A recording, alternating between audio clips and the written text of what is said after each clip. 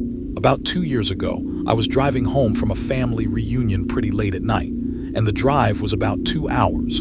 I didn't stay the night because I had to be back for work the following day. Most of the drive was on roads with dense bushes and trees on either side, the real creepy ones you see a lot in movies. Anyway, I had been driving about 45 minutes, and I was starting to get really tired. You know how sometimes you just suddenly become really tired out of nowhere? Well, yeah, that happened to me. I knew I wasn't going to last, but I didn't come across any place that I felt I could park and safely sleep.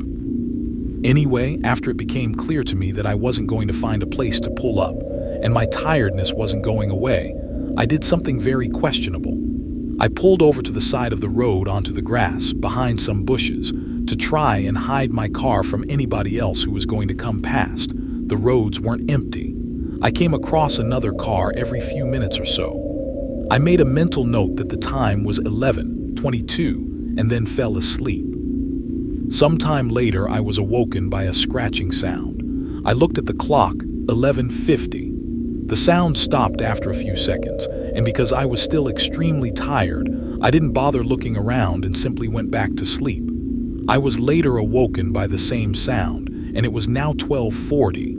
This time it really freaked me out because the sound didn't stop. The thought ran across my mind that it was just an animal inspecting the car, but why would it return almost an hour after it had left the previous time? I looked in my rear view mirror and just managed to catch a glimpse of something running away into the forest. There was a bend no more than 100 yards up the road, and as I came around it, there was a dirty old car parked off to the side of the road with the driver's side door opened. I slowed down just to look to see if anyone was in there. There wasn't. Then I looked in my rear view mirror. I didn't see anything, and all of a sudden this guy comes sprinting around the corner. He had bent arms and his face was all muddy. He starts screaming at me with a large object in his hand.